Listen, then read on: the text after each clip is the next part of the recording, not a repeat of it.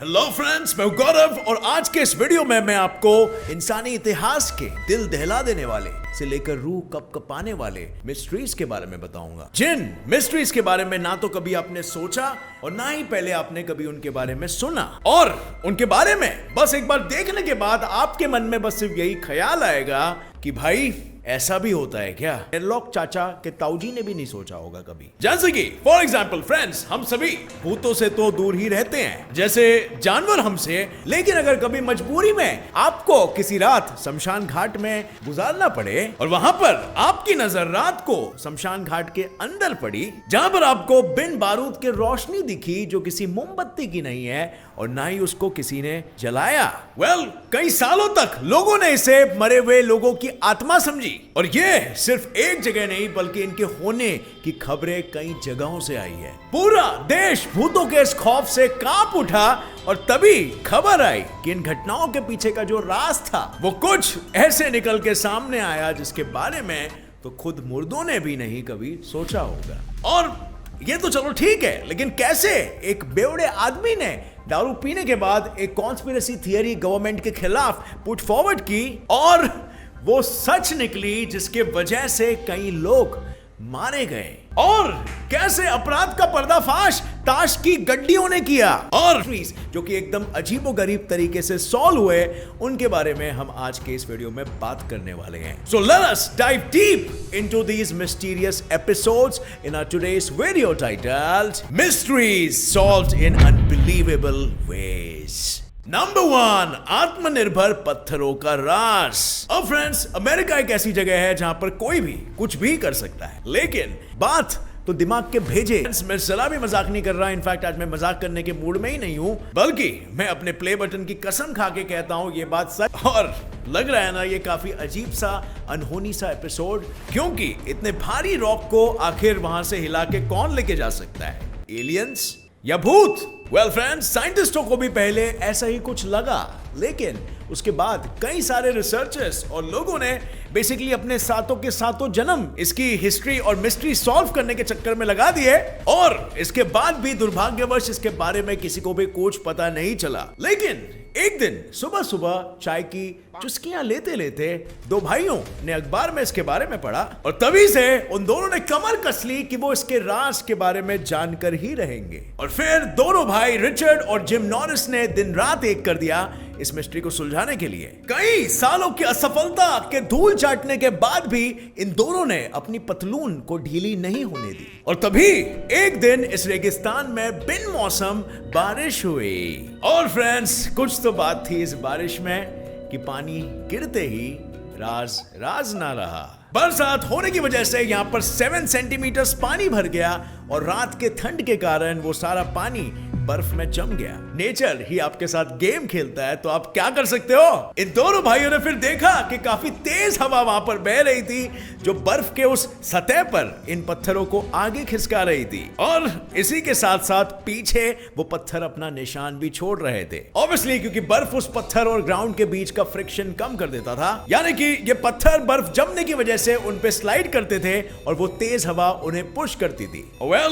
क्यों दोस्तों, है ना ये एक प्रकृति का, कुदरत का चौंकाने वाला करिश्मा, और इसका राज भी प्रकृति ने खुद ही खोल दिया। नंबर 2, राज। बिछड़ी हुई बेटी है तो अपनी ही खेती।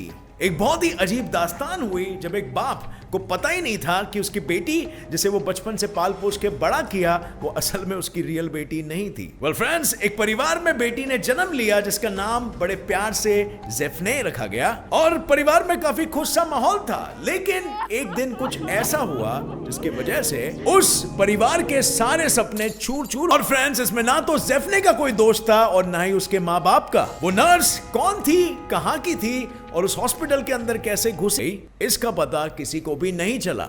उसके माँ बाप दिन रात एक करके 4 सालों तक अपनी बेटी को बाहर ढूंढते गए, और उसके बाद भी उनकी बेटी का कोई अता पता नहीं चला। दूसरी बेटी हो गई जिसका नाम उन्होंने कैसिडी रखा। और फिर फ्रेंड्स, वो कहते हैं ना कि संसार के नियम काफी टेढ़े हैं। उनकी दूसरी बेटी ने फिर हाई स्कूल में एडमिशन लिया, और कुछ ही समय में वो अपने से उम्र में 4 साल बड़े सीनियर रेचल से फ्रेंडशिप कर ली। ये दोनों फिर स्कूल के जय वीरू बन गए और इनके दोस्ती की मिसालें दी जाने लग गई, और इनकी दोस्ती फिर इतनी गहरी हो गई जिसकी कोई कल्पना ही नहीं की जा सकती थी। अब फ्रेंड्स, वैसे तो इतनी गहरी दोस्तियां आए दिन होती रहती है, लेकिन इनकी दोस्ती की मिसाल को तो देखो। इनके माँ बाप ने जब इनका इतना प्यार देखा, उनके अंतरात्मा ने तभी कुछ और ही कहा। उन्होंने सीधा रेचल को डीएनए टेस्ट करवाने का सोचा और फ्रेंड्स, इसका रिजल्ट कुछ ऐसा आया कि पूरा का पूरा शहर ही दंग रह गया। जो गुत्थी को सॉल्व करने के लिए इन्होंने 19 साल लगा दिए,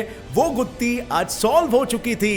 डीएनए टेस्ट में कैसिडी के माँ बाप रेचल के बायोलॉजिकल माँ बाप निकले, यानी कि कैसिडी और रेचल रियल की बहनें थी, रेचल ही थी। और फ्रेंड्स, ये बात जब स्टीफन यानी रेचल के रियल बाप को पता लगी तो वो भी दंग का दंग रह गया, क्योंकि पूरी जिंदगी भर जिसने रेचल को अपनी खुद की बेटी मानी, वो असल में किसी और की बेटी थी। और फिर इसके बाद जब पुलिस इन्वेस्टिगेशन हुई तो ये पता चला कि जेफने को चुराने वाली वो नर्स और कोई नहीं बल्कि स्टीफन की बीवी थी, और उसने 19 सालों तक उस बेटी को, जेफने को, बहुत ही प्यार से पाला, उसके सारे नखरे सहे। But at the end of the day वो बेटी किसी और माँ से अलग ही की गई थी, यानी कि उसे चुराया ही गया था। नंबर 3, ताश की गाड़ियों ने किया पर्दाफाश। उसके घर में बहुत ही कई सालों तक इन्वेस्टिगेशन कर दी है, मगर पुलिस के हाथ में कोई भी सबूत नहीं लगता है, ना कोई डीएनए मिलता है और ना ही कोई फिंगरप्रिंट, और सुजान के घर से कुछ चीजें चोरी भी हो गई होती है। तो इसे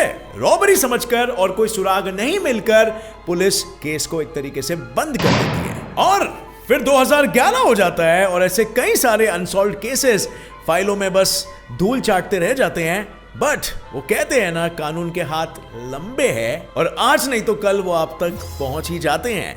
दो डिटेक्टिव्स ने एक मास्टर प्लान क्रिएट किया ऐसे ही केसेस को सॉल्व करने का। पहले तो उन्होंने जितने विक्टिम्स थे उन सभी के फोटोज बाकी सारे इंफॉर्मेशन के साथ कार्ड्स पर लगाए, और फिर रैंडमली सुजान का इंफॉर्मेशन उनके हाथ में आया और उन्होंने अपने मास्टर प्लान का दूसरा कदम बढ़ाया और सुजान के कार्ड की सारी इंफॉर्मेशन को यूएस के सारे प्रिजन्स में सर्कुलेट कर दिया, यानी कि कैदियों को जुआरियों वाले कार्ड्स खेलने दिए, जिसमें से एक कार्ड सुजान का भी था। और फिर इनका तीसरा और आखिरी स्टेप था कि जो भी कैदी कार्ड में रखे हुए फोटो को पहचान कर उसकी इंफॉर्मेशन देगा, उसे भारी भरकम इनाम दिया जाएगा। और फिर सुजान के केस की सारी उम्मीदें सिर्फ और सिर्फ ये मास्टर प्लान पर ही टिकी हुई थी, और जैसा सोचा वैसा हुआ भी। एक कैदी ने सुजान की फोटो को पहचान लिया और सुजान के बारे में थोड़ी इंफॉर्मेशन दी भी, और फिर होना क्या था फ्रेंड्स, एक चिंगारी की बस सिर्फ तलाश थी, आग खुद ब खुद ही जल गई। डिटेक्टिव्स ने 32 इयर्स पुराना केस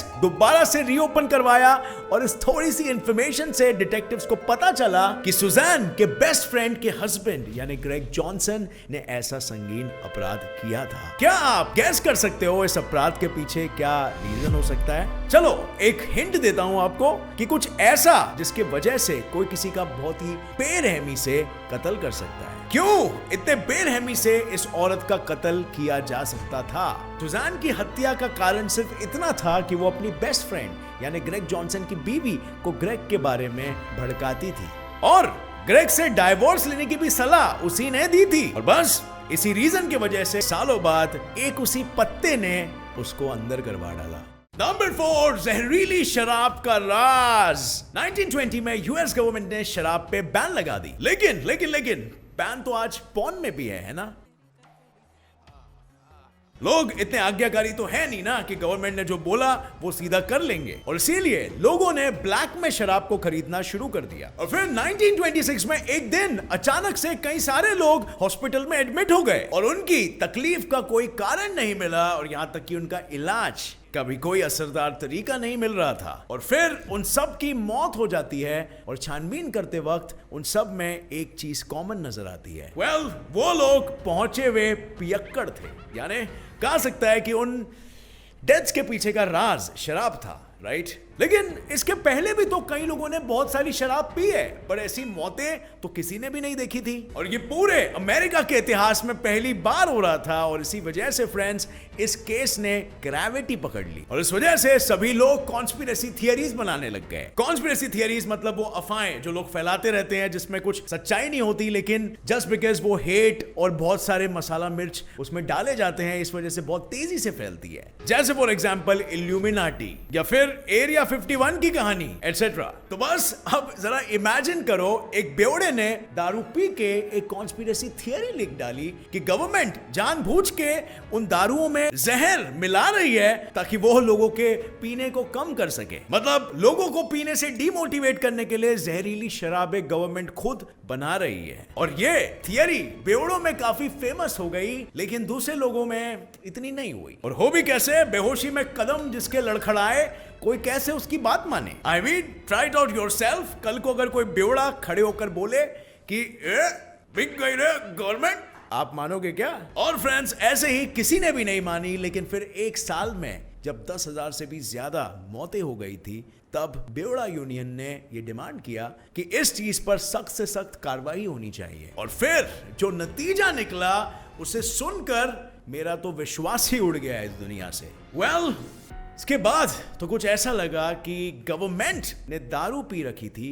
और बेवड़ा तो एक सज्जन इंसान निकला, क्योंकि वो कॉन्स्पिरेसी थियरी बिल्कुल 100% ट्रू साबित हुई। गवर्नमेंट हकीकत में शराब में मेथनॉल और इथेनॉल मिला रही थी, क्योंकि गवर्नमेंट को अमेरिका को शराब मुक्त बनाना था। लेकिन इसका एग्जैक्टली उल्टा ही हुआ। कई लोग मारे गए और लोगों का अपनी सरकार से भरोसा ही उठ गया। और इसके तुरंत बाद ही फिर शराब को अमेरिका में लीगल कर दिया गया। मतलब नशा शराब में होता तो नाचती बोतल। शराब पी किसने रखी थी यार, गवर्नमेंट ने कि बेवड़ा ने? नंबर 5, चमकती हुई आत्माओं की कहानी। अब फ्रेंड्स, जैसे कि इस वीडियो की शुरुआत में मैंने आपको बताया था कि आप शमशान घाट से गुजरे और आपको हवा में चमकती हुई रोशनियां दिखी, तो आप क्या करोगे? वेल, आपकी नानी को उनकी नानी याद आ जाएगी, आई कैन अश्योर दैट, क्योंकि ऐसे कई लोगों को उनकी नानियां याद आ गई जब उन्होंने ये आत्माओं को देखा। और इसीलिए शायद हमारे बड़े बुजुर्ग ये कहते हैं कि रात को शमशान घाट में नहीं जाना चाहिए, सेहत के लिए अच्छा होता है। और as you can believe it, लोगों ने इस बात को मानना शुरू भी कर दिया।